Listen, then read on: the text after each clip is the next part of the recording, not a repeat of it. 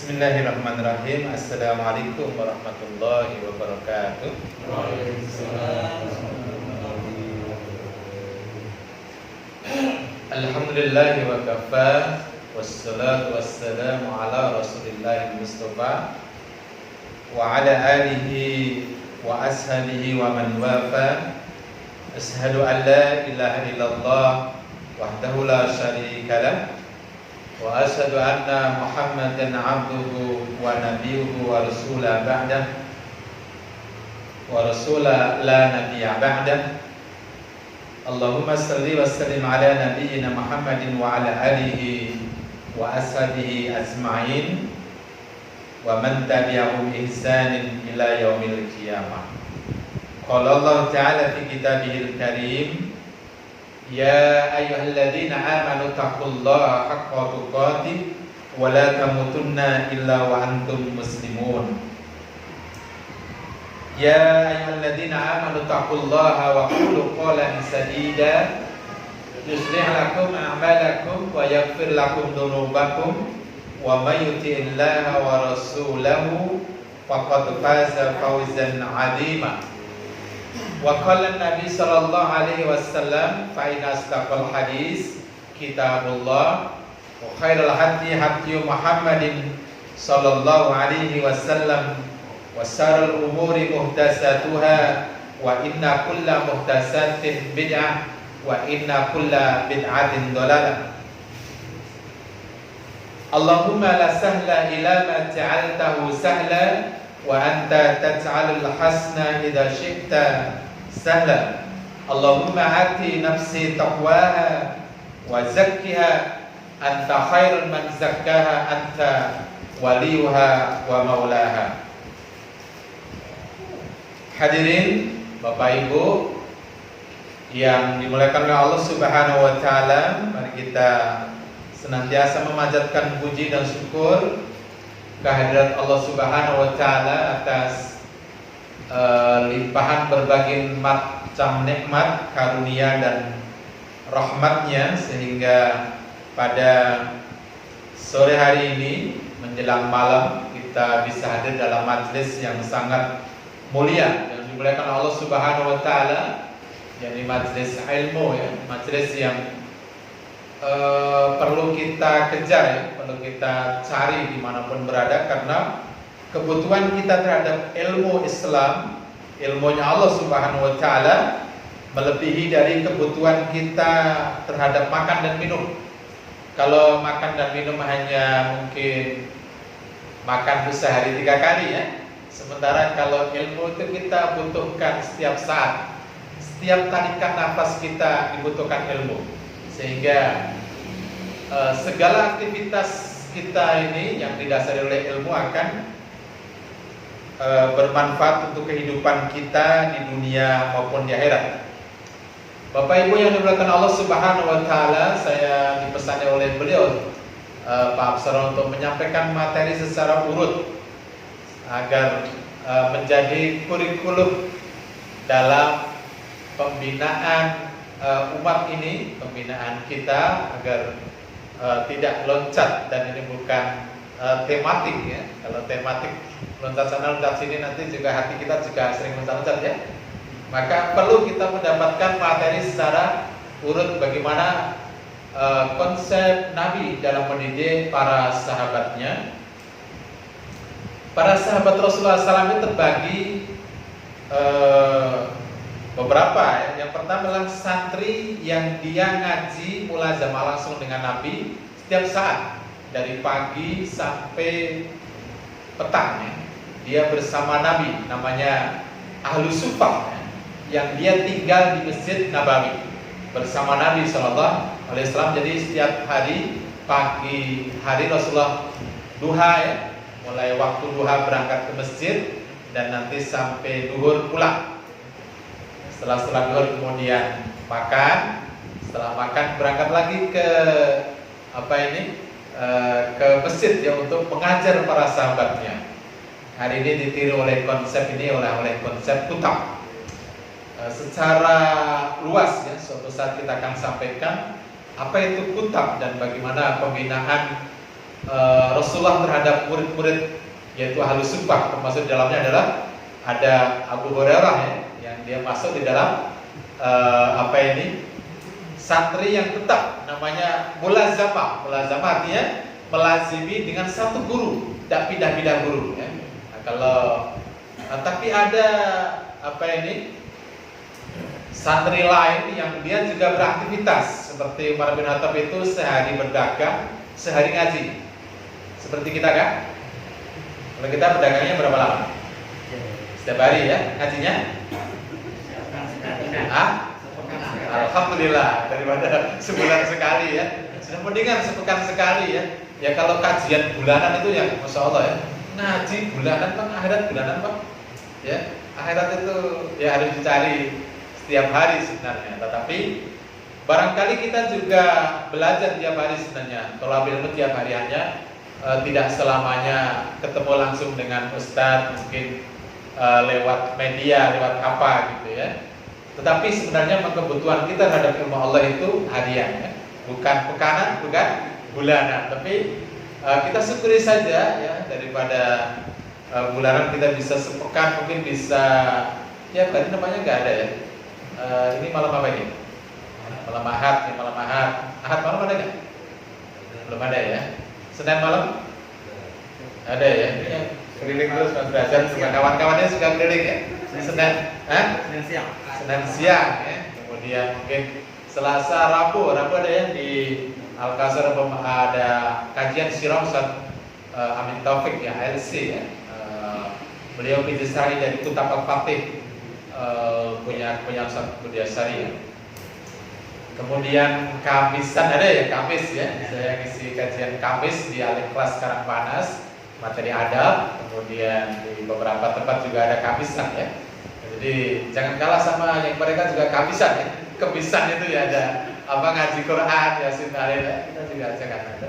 Jumat malam ada ya. Jumat malam Ustaz Abdul Karim ya, LC ya, lulusan Cemani maksudnya.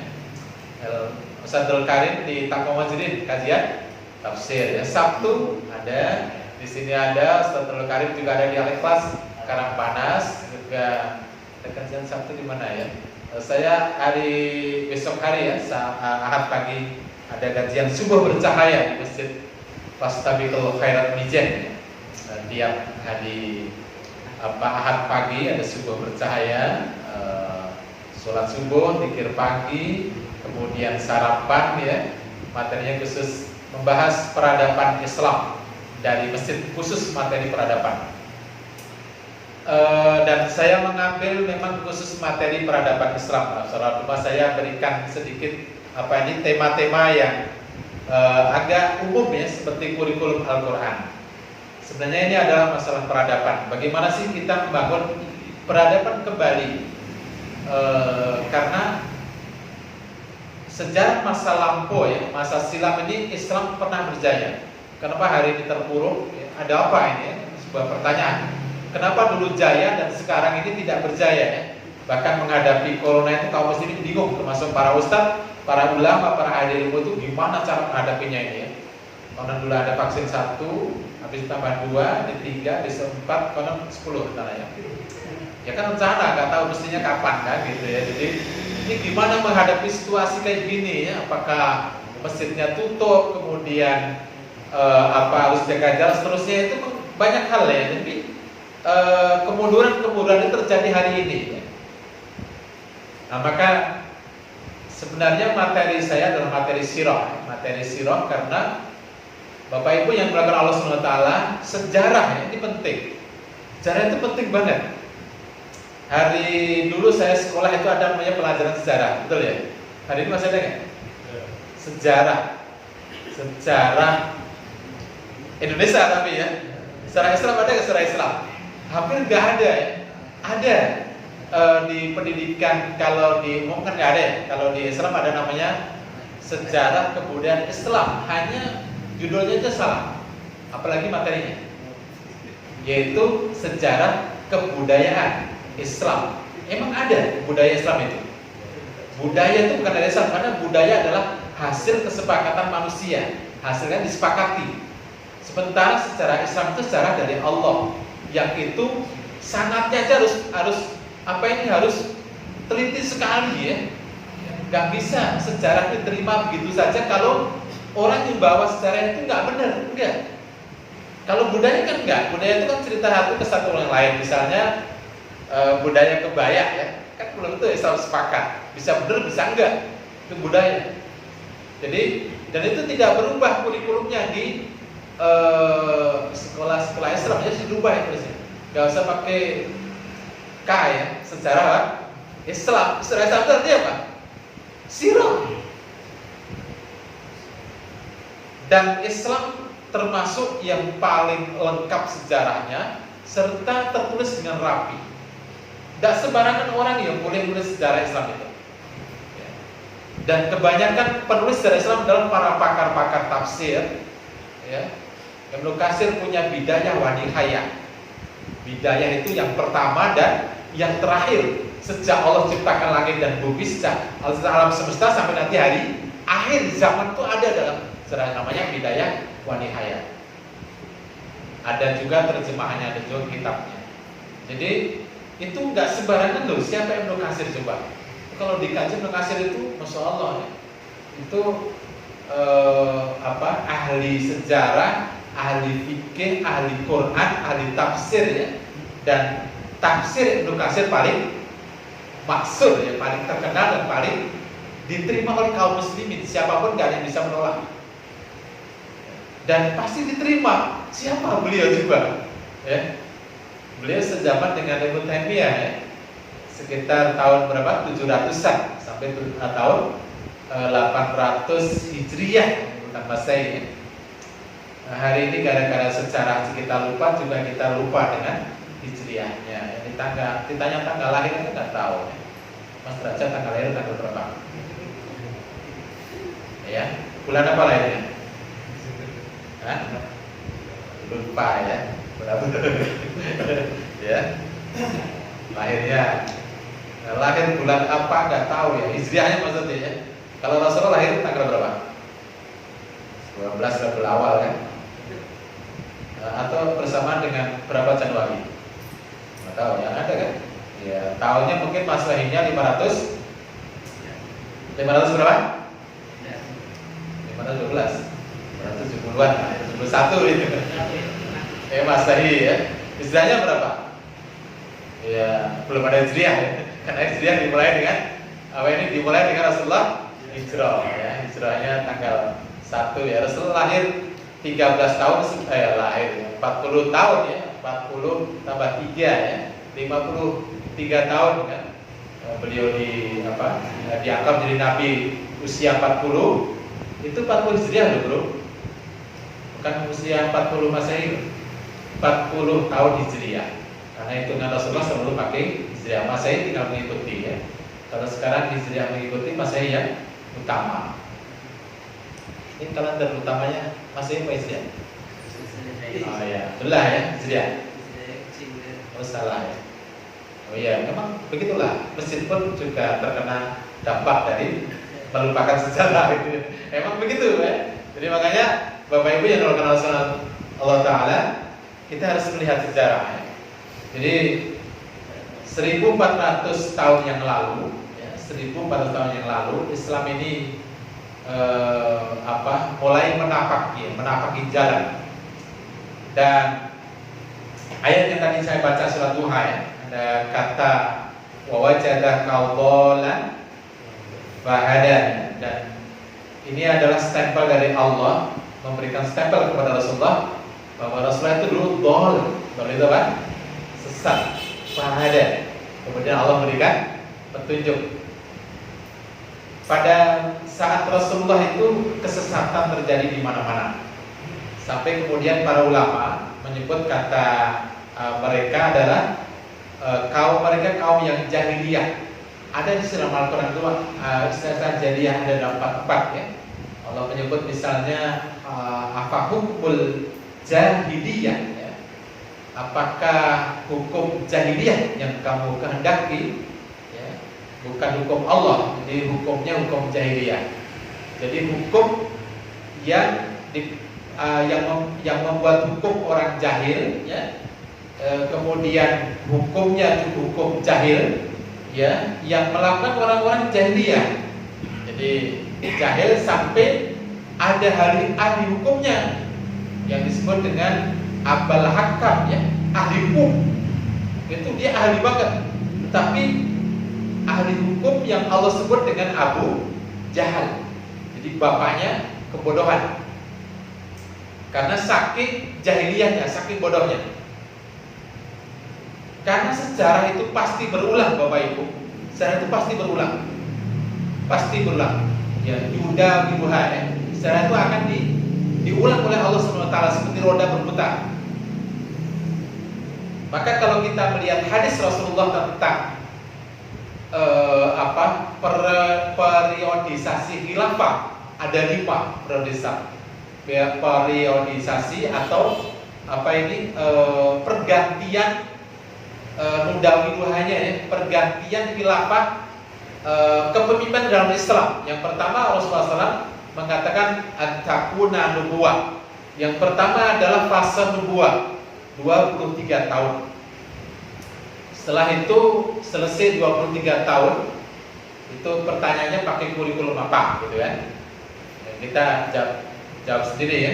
Apa yang dipakai oleh Rasulullah kurikulumnya sehingga terjadi konsep nubuwah, ya, nubuwah 23 tahun merubah dari kesesatan menjadi petunjuk, ya.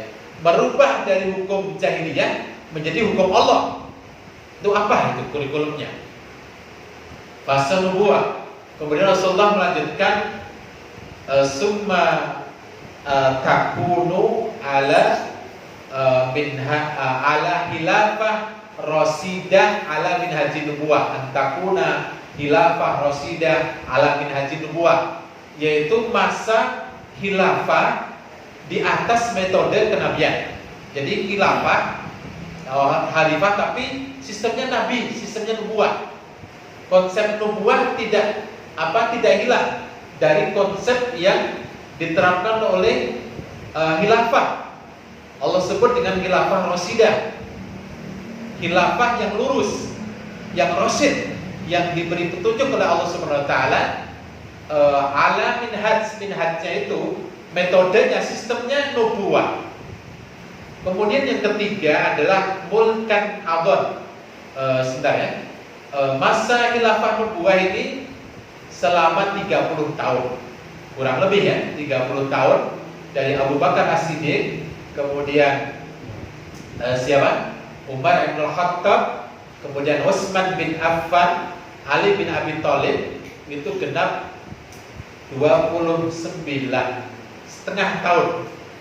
Ada fase Rasulullah menyebut itu udah 30 aja itu sudah ada nubuahnya, ada hadisnya. Tapi kenapa kemudian cuma 29,5? Ternyata dilanjutkan oleh Hasan, ya. Hasan bin Ali bin Abi Thalib, ya. Itu selama setengah tahun kemudian dia meletakkan jabatan. Ketika Rasulullah SAW bersabda, nanti cucuku ini Hasan yang akan menjadi pemersatu umat. Jadi terjadi perpecahan antara Ali dan Muawiyah. Kemudian sejarahnya sampai menjadi pertikaian berdarah, ya. Kemudian mereka memilih Hasan untuk menggantikan Ali dan terjadi perpecahan. Kemudian ketika Hasan itu meletakkan jabatannya, maka umat Islam kembali bersatu. Kemudian muncullah Bani Umayyah, ya. Umayyah itu berarti dari ini, ya, dari Umayyah bin Abi Sufyan. Setelah itu kemudian kerajaan setelah 30 tahun yang Rasulullah menyebut dengan mulkan adon. Mulkan adon itu adalah nggak pakai istilah khilafah lagi, ya, tidak pakai istilah Qur'ani, ya, yaitu khilafah, tidak pakai rasidah lagi, tidak pakai minhaj, tapi mulkan. Mulkan itu kekuasaan atau penguasa. Adon itu menggigit atau mencengkram, yaitu kemudian di mana pergantian kepemimpinan itu berdasarkan kerajaan anak, ya. Maknanya Bani Umayyah, ya. Bani Umayyah itu kurang lebih 200 tahun ya, 200 tahun. Jadi masa Rasulullah berapa tadi? Rasulullah 23 tambah 30 berapa? Hah? 53 ya. Jadi tanpa belajar matematika orang yang paling secara itu bisa matematika tuh. Ya, matematika itu bisa ya. 23 tambah 30 berapa? 53. Kemudian tambah 200 ya 253 ya. 150 tahun kurang lebih ya. 200 Hijriah itu masih masa tabi'in, tabi'ut tabi'in ya. 200 Hijriah. Ya, karena kalau 1 sampai 100 itu masa sahabat. Kemudian 100 sampai 200 berarti tabi'in. Kemudian 200 sampai 300 tabi'ut tabi'in ya, pengikut tabi'in. Ya. Setelah itu berganti lagi masih fase mulkan adon, mulkan kekuasaan sedikit kerajaan sampai diganti dengan Bani Abbas ya, disebut dengan Bani Abbasiyah sampai terakhir Turki Utsmani ya, Turki Utsmani 1924 yang lalu ya, hampir 100 tahun ya, kurang 2 tahun ya, kurang 2 tahun ini 100 tahun genap fase Mulkan Adon selesai ya. Kemudian setelah itu Rasulullah menyebutkan fase yang berikutnya namanya Mulkan Jabriyah atau Jabariyah atau Jabriyah ya, yaitu penguasa yang diktator, penguasa yang dia berkuasa tentunya bukan berdasarkan Islam. Kalau fase nubuah jelas Islam, jelas Quran kurikulumnya. Fase fase Khilafah Rasyidin alamnya nubuah juga Quran, sistem nubuah. Mulkan Adon itu masih Islam. Sistemnya Islam dijadikan hukumnya, konsepnya Islam, kemudian Islam diterapkan. Jadi Al-Quran menjadi kurikulum utama. Jadi masih berjaya ya. Terakhir Sultan Hamid II ya, penguasa Turki itu masih bisa mengancam Inggris ketika diminta tunduk, maka dia mengancam Inggris, kalau Anda kuasai kami akan mengirimkan pasukan yang kepalanya sudah sampai tempat Anda, kemudian ekornya masih di tempat kami di Turki ya, saat itu ya, Turki Utsmani ya. Kemudian dihancurkan oleh seorang nasionalis ya, pejuang nasionalis namanya Kemal Atatürk ya. Dia mencoba untuk mengganti Arab ayat, yang semua yang berbau Arab diganti semua menjadi selain Arab, menjadi bahasa Turki, hendaknya nggak pakai bahasa Arab ya, bahasa Arab tidak boleh, kemudian semua dipreteli ya, hal-hal yang berbau Arab.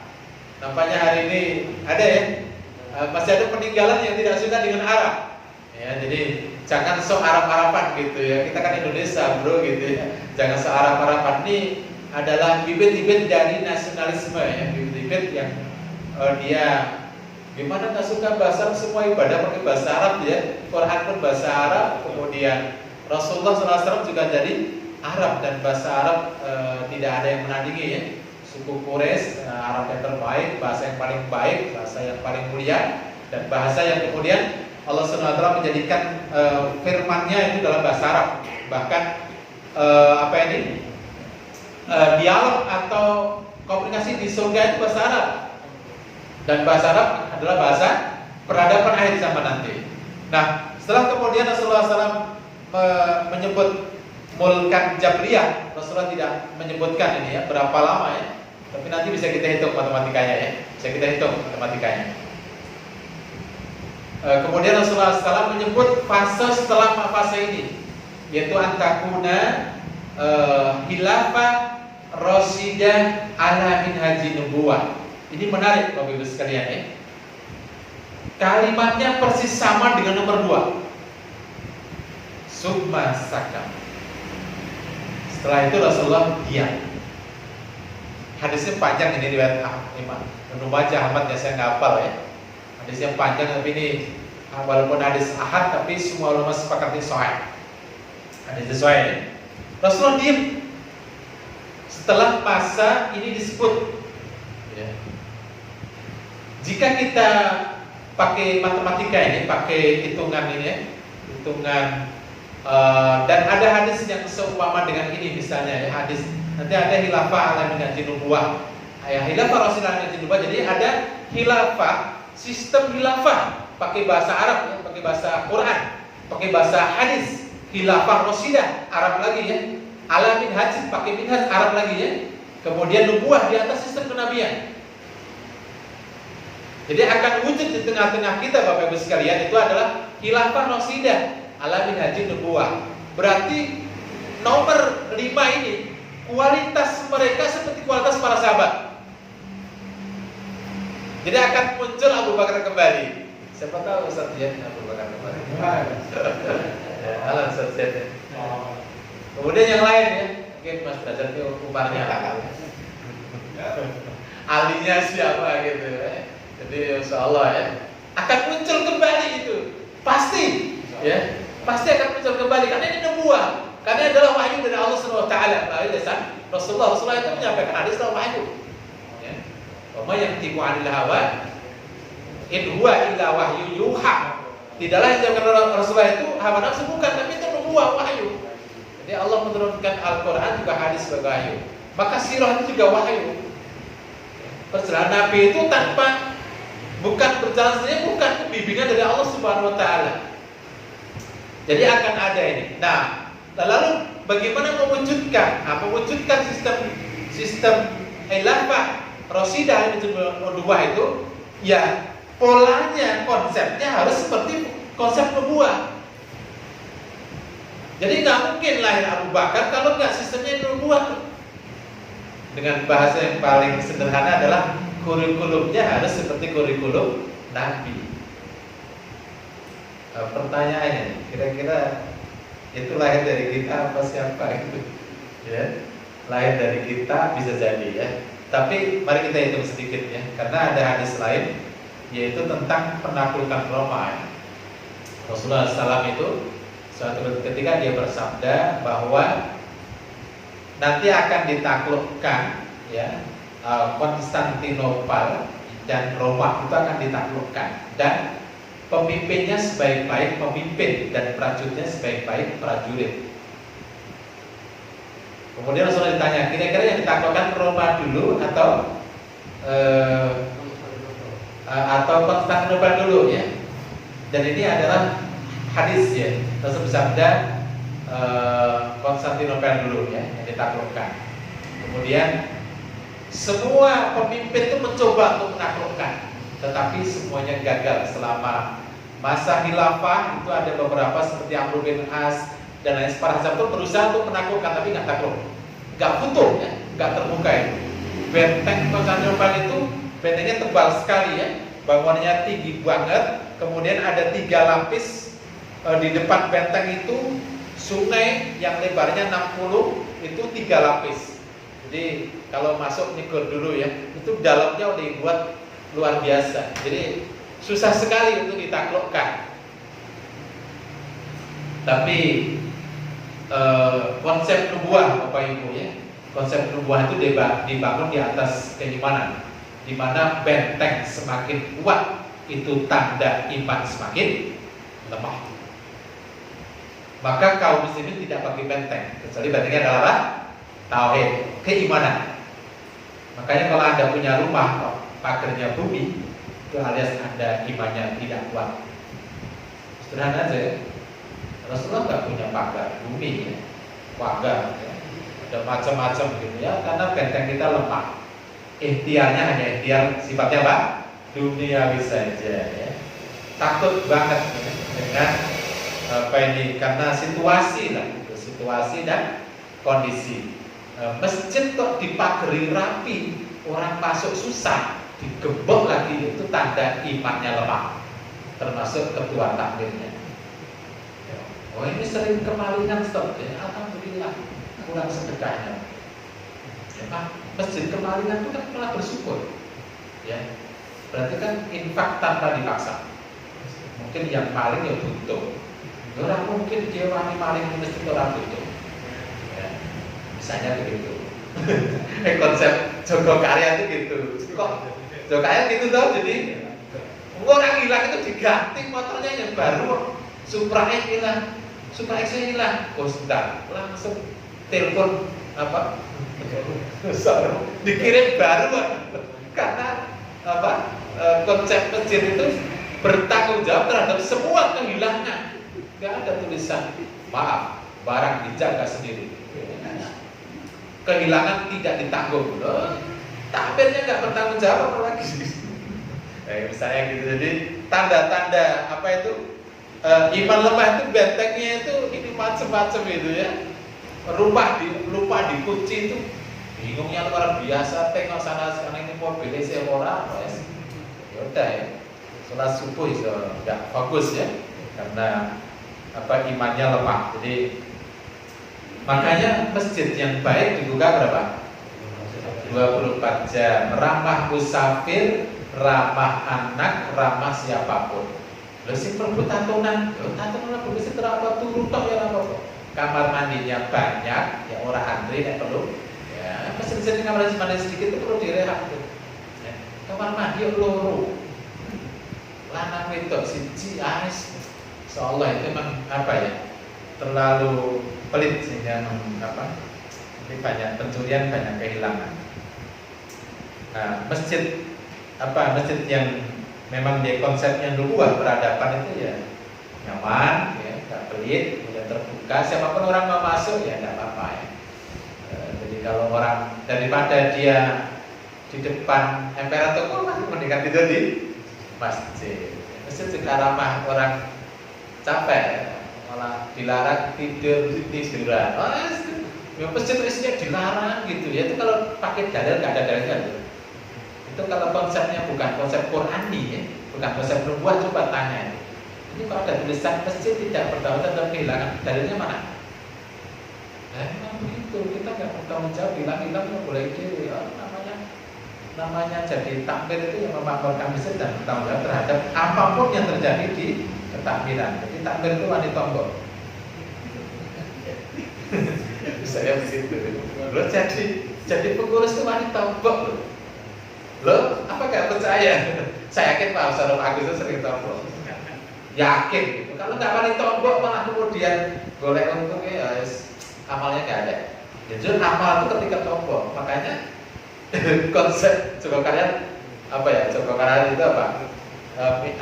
Saldonya 0 ada lebih dasar, yaitu al-falah seragen. Saldonya minus, harus minus ya.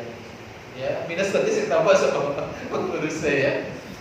Kemudian saya juga beberapa lalu ke Muslim United. Wih, dasar lagi itu. Anak-anak muda itu, wah, pikirannya luar biasa, liar sekali dan masya Allah ya. Itu makan 3 kali gratis itu tanduk diri. Coba kalau sini ada makan siang 3 kali, mesti pasar rame, masjidnya rame, ya. Apalagi Al-Kausar, pasar apa masuk masjid makan 3 kali. Masya Allah itu betul, ya. Saya datang ke sini masih ada ayamnya, masih ada nasinya. Ini apa maksudnya? Jadi orang masuk itu ya makan, habis makan sholat, baru sholat makan lagi boleh. Itu konsepnya itu kan makan gitu sampai gitu. Makannya boleh Pak? Hah? Makannya boleh? Bertanya boleh? Oh iya boleh. Jadi saya simak dari fase pertama ke fase 4 yaitu bukan Jabariyah. Itu adalah fase kepemimpinan yang memaksakan diri. Pertanyaan saya belum fase kelima.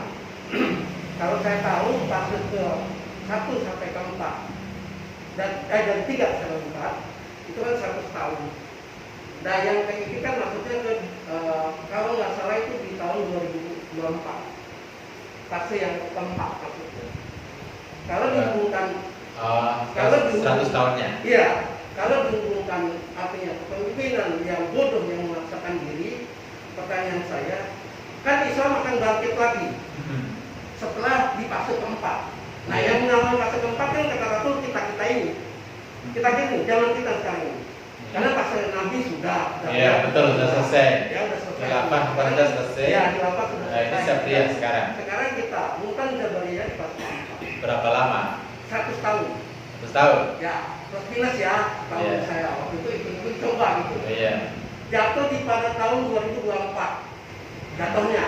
Nah, Nah, pertanyaan saya adalah, ketika Islam balik, siapa pemimpin yang memberikan semua undang-undang ini yang dibuat oleh manusia? Kembali ke khilafahnya orang Muslim, hukumnya orang Muslim. iya. Siapa? Iya. Dia. Iya, Muhammad bin Abdullah.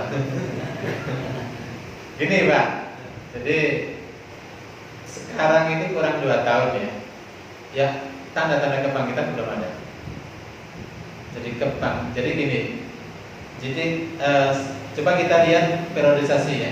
Sebelum Khilafah Rasyidiyah itu siapa? Nubuwah. Sebelum Nubuwah Jahiliyah. Jadi sekarang kita sebut dengan fase Jahiliyah dulu ya. Sepakat? Sekarang apakah Jahiliyah sama dengan dulu atau lebih atau bahkan kurang Jahiliyahnya sekarang? Jangan sekarang itu Jahiliyahnya melebihi dari yang dulu. Kalau dulu mau limo itu sembunyi-sembunyi, sekarang terang-terangan gitu ya. Atau kemudian berbagai macam kemaksiatan terang-terangan. Ya dulu nggak ada medsos sehingga nggak tersebar di seluruh penjuru dunia. Hari ini orang berbuat maksiat itu di depan mata kok. Jadi yang model apa? Bahkan sadar tidak sadar, ibu yang memposting dirinya di PP itu dia lebih jahiliyah dari zaman dulu. Gak ada orang dulu itu curhat di medsos itu gak ada. Curhat sama suami, suami sama istrinya. Suami lagi marah sama istrinya, curhatnya di medsos. Saya begitu ya, canggih hari ini, jahiliyahnya lebih canggih. Ya. Gimana hukumnya? Masya Allah ngeri lah ini ya. Ya. Pembunuhan macam-macam mengerikan sekali. Jadi, nah fasenya gini Pak. Sebelum fase setelah fase jahiliyah kan fase nubuwah. Nah, kalau dulu fase nubuwah itu kan ada Nabi, ada Rasulullah. Ini kita harus melewati fase ini, nubuwah tanpa Rasulullah. Karena Rasulullah meninggalkan satu, yaitu Al-Quran. Di mana Al-Quran itu mukjizat akhir zaman. Berbeda dengan mukjizatnya Nabi-Nabi sebelumnya. Mukjizat Nabi sebelumnya itu berlaku hanya saat itu juga dan tidak berlaku seterusnya. Tongkatnya Nabi Musa nggak bisa dipakai lagi, walaupun ada di museum ya, nggak bisa untuk apa ini laut nggak bisa berbelah, malah basah gitu ya. Begitu nabi-nabi yang lain perahu nggak ada lagi. Tapi semua ulama sepakat bahwa Al-Quran itu mukjizat akhir zaman. Maka perlu dimunculkan ahli-ahli ilmu seperti Nabi, ulama-ulama seperti Rasulullah, dan perlu dimunculkan anak-anak didik seperti para sahabat. Bagaimana prosesnya? Ceritanya panjang ini. Nanti akan sampai insya Allah ya. Nah, misalnya salah satu rumus kenapa hari ini bermunculan banyak sistem nubuah diterapkan seperti di Kutab. Kalau Bapak Ibu hari ini masih banyak Kutab di Oppo, nah itu harus belajar lagi tentang konsep pendidikan dalam Islam, konsep nubuah yang memang sengaja dikubur oleh orang-orang kafir agar kaum muslimin tidak mengenal lagi, karena akan dikembalikan. Gak rela mereka itu kalau Khilafah Rasyidiyah itu bangkit kan, dan hadis ini mereka paham. Jangan dikira gak dibahas di Pentagon loh ini. Hadisnya dibahas betul oleh mereka orang-orang kafir, intelek mereka itu dibahas. Jangan sampai umat satu bangkit. Mereka bersusah payah bagaimana caranya agar Islam gak bangkit. Hari ini misalnya ya, Kutab dianggap tradisional, dianggap gak resmi. Saya sering dapati wali santri. Terus ijazahnya gimana Ustaz? Ini kan gak resmi. Ada yang mengatakan Kutab itu bodoh karena gak resmi, gak diakui. Yang sekarang dan seterusnya kan yang namanya sekolah, kalau Kutab gak diakui. Saya kasih PR, Kutab itu adalah nubuah Bapak Ibu. Silahkan baca kata Kutab sebenarnya bahasa Arab. Sekarang kalau saya katakan, apakah sekolah itu bahasa Arab? Tidak. Sedikit saja, PR nanti bisa dicari di internet. Sekolah itu asalnya dari mana coba? Kata-kata sekolah. Kalau kutab pasti kutab dari kataba, menulis dan membaca. Kataba menjadi kutab, tempat belajar baca menulis, dan kitab. Kalau kitab itu buku atau Al-Quran itu sendiri. Jadi dalam sisi pendidikan saja kita sudah, maaf ya, kurang tepat. Nah, karena bukan bila habis kutab ya, saya memang sedang mengelola kutab ya, sudah sekitar 3 tahun yang lalu ya. Audio konser, saya masih ingat betul salah satu murid dulu ya. Dan masih rindu dengan konser. Istimewa kutab ya. Nah, karena dulu saya bocorkan rahasianya, tidak ada ulama atau tidak ada prajurit atau pemimpin terbaik kecuali lahir dari kutab. Tidak ada yang lahir dari sekolah biasa. Jadi generasi istimewa nanti akan lahir dari anak-anak kita yang kecil ya. Kita ini bukan alumni kutab, bukan alumni kurikulum Quran. Kurikulum kita ya semacam-macam lah, Quran kurikulum di ngaji. Pendidikan kita pagi sampai siang kurikulumnya kurikulum non Al-Quran. Itu jika kita puasa umur, kita telah menyia-nyiakan umur kita ya, maksud saya ya. Jadi masya Allah ya, ya kita karena dijajah, kemudian peradaban itu dihilangkan Islam ya, jadi kita nggak mengenal ya. Nah, tapi itu dengan 100 tahun belum tentu. Mari kita hitung dulu gini cara menghitungnya ya. Konstantinopel Pak itu ditaklukkan 1400 atau 1500 Masehi ya, atau sekitar 800 Hijriah. Jadi ya 400 ya Konstantinopel ya 1400 kan, Masehinya 1400 dikurangi berapa ini? Kan selisihnya berapa ini? Sekitar 600 ya, 600 tahun. Jadi Muhammad Al-Fatih itu Pak, itu dari nubuah ya, dari Rasulullah sampai Muhammad itu butuh 800 tahun. Jadi kalau mau kita hitungnya dari Al-Fatih saja. Al-Fatih itu nanti akan ada penaklukan kedua. Berarti dari Muhammad Al-Fatih sampai muncul pemimpin yang akan membebaskan membuka kota Roma itu 800 kemudian. Jadi untuk melahirkan Muhammad Al-Fatih itu 800 tahun dari sistem nubuah. Nah, kalau misalnya kita hitung 800 tahun dari Al-Fatih, 1000 berapa? 400 sekarang 1500, berarti sudah 600 tahun ya. Berarti kurang 200 tahun. Hitungannya itu tengah. Jadi bukan 100 tahun. 200 tahun lagi ini akan muncul pembebasan Roma. Tetapi Roma itu bebas itu karena Muhammad Al-Fatih di bawah khilafah atau di bawah kekuasaan Islam. Maka khilafah tegak dulu, baru nanti akan muncul pembebasan Roma. Pertanyaan saya, Roma dulu atau Al-Quds dulu yang akan dibebaskan? Ya, mestinya Roma dulu Pak. Jadi Al-Quds masih butuh waktu lama karena Al-Quds itu pembebasan akhir zaman. Akhir zaman kemungkinan. Jadi memang ini butuh beratus-ratus tahun Al-Quds. Jadi memang Palestina itu cukup lama banget. Jadi butuh kesabaran ekstra ya. Dan kalau kita hitung 200 tahun saja misalnya, 200 tahun itu ya, 200 tahun lahirnya pemimpin yang akan membuka Roma ya, itu 200 tahun ya dari sekarang ya. Dari sekarang itu berapa? Ya, misalnya satu generasi itu dianggap 10 tahun ya. Begitu ya. 20 generasi. Ya, atau enggak gini. Misalnya umur ya. Hari ini pakai umur, orang itu umur 60 ya. 60 berarti punya anak. Berarti 120. 3 lah. Jadi misalnya Sabtian punya anak Onsa punya anak nanti berarti cucunya, kemudian cicit. Jadi akan muncul. Hanya memang harus mulai dari kita. Dari kita dulu, konsepnya nubuah dulu, kemudian anak-anak kita ini belajar yang benar di tempat yang semestinya dengan kurikulum Quran, cari sebuah lembaga yang mendidikan Quran. Nanti cucunya kita juga konsepnya Qurani, dan cicitnya juga Qur'ani. Kalau enggak. Karena begitulah konsep nubuah. Allah SWT membimbing itu dengan kurikulumnya Qur'ani. Jadi nggak ada kurikulum lain. Nanti akan suatu ketika ya saya tunjukkan kitab-kitabnya ya, kitabnya atau tulisan-tulisan dari para ulama salaf tentang ini bagaimana konsep pendidikan dalam Islam ya. Jadi suatu saat kita perlu ya, nanti kalau nggak ada residu mereka saya sediakan. Kalau saya nggak ada, nanti saya pinjamkan. Ada teman yang pinjamkan gratis itu. Gitu, jadi kita sholat coba ya, bagaimana melahirkan peradaban kembali ya.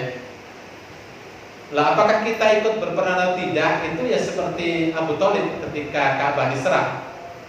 Abdul Muthalib ya, ketika Ka'bah akan diserang dan di saat itu Rasul lahir ya, maka Abu Thalib hanya minta dikembalikan ternaknya karena Ka'bah milik Allah, ada yang jaga. Tapi apa yang dilakukan oleh Abdul Muthalib?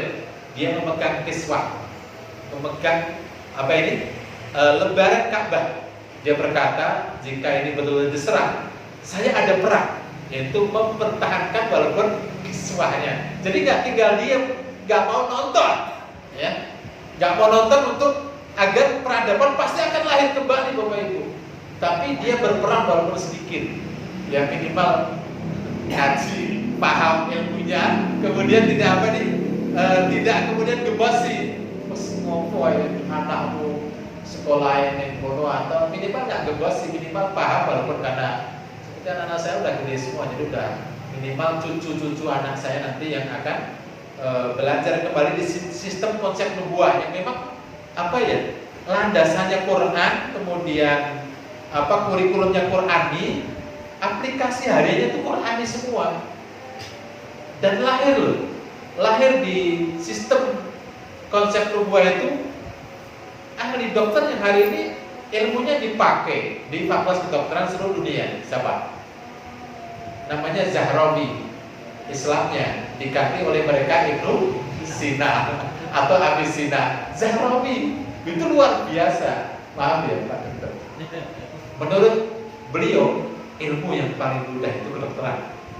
Sampai dia berkata belajar kedokteran itu sebentar banget, nggak sampai puluhan tahun.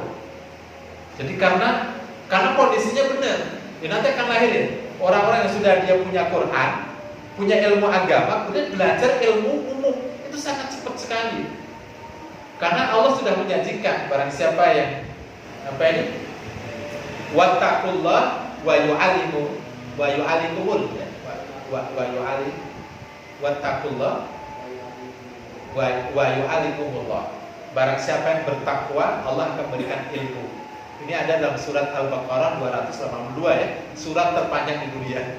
Itu yang akhir itu ada kalimat, ayatnya panjang gitu, menerangkan utang dosa, itu ada kalimat barang siapa bertakwa kepada Allah, Allah akan berikan ilmu. Jadi ilmu dunia itu akan mudah sekali diraih ketika ilmu agama sudah punya. Tapi kalau dibalik nggak bisa loh. Kalau ilmu umum punya, belajar ilmu agama ke portal-portal, ke daerah, bahkan pasti akan akan dikacau oleh setan. Ora usah belajar ilmu agama khusus para ustaz, begitu, khusus para kiai gitu ya. Masya Allah ya, makanya contoh-contoh dari konsep nubuah banyak. Zaid bin Sabit itu belajar ilmu bahasa asing cukup 17 hari. Zaid bin Sabit penulis Al-Quran, ketika Rasulullah dapat surat itu Rasulullah dia pun nggak bisa menerjemahkan karena bahasanya bahasa asing, saat itu bahasa Yahudi ya, Ibrani ya. Rasulullah berkata kepada Zaid bin Sabit umur 11. Ini juga nubuah, perhatikan ya, umur itu, angka itu nubuah Bapak Ibu sekalian. Belajar bahasa asing sebaiknya umur 11. Jadi nggak main-main kita belajar sirah itu. Jadi karena Rasulullah memerintahkan kepada Zaid bin Sabit umur 11, karena sudah menulis Al-Quran ya. Yang pertama dipelajari bahasa ibu, bahasa Indonesia, bahasa Jawa, terus bahasa Arab, bahasa Inggris TK harus diajari. Bingung anaknya, yes no talk. Ibunya di yes no, kacau, paham ini ya. Ini jadi kurikulum itu hati-hati loh belajar ilmu itu. Ini semuanya konsep nubuah. 23 tahun itu juga ada maknanya Bapak Ibu ya. Terus 30 tahun konsep nubuah itu juga. Kalau itu semuanya ada maknanya. Jadi nggak ada yang kebetulan dalam Islam angka-angka. Semua angka-angka dalam Al-Quran, dalam Islam itu semuanya ada maknanya. Ya. Rasulullah 40 tahun jadi Nabi, 53 hijrah, itu semuanya ada maknanya Bapak Ibu sekalian. Saya berikan sedikit kuncinya ya. Sebaiknya 40 tahun itu sudah saatnya berkarya lebih banyak untuk Islam. Setelah itu umur 53 harusnya pensiun dari dunia, khusus urusi akhirat saja. Nubuah hijrah harus hijrah. Sejak Rasulullah itu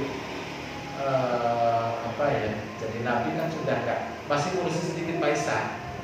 Tapi begitu hijrah sudah enggak ada lagi Maisah. Dunia sudah ditanggung oleh Allah SWT ya. Ada siapa nomor 53? Saya 54 ya, sudah sejak beberapa waktu lalu saya sudah nggak ngurusin dunia sama sekali ya. Akhirnya saya urusin ya, dunia diurus oleh Allah SWT.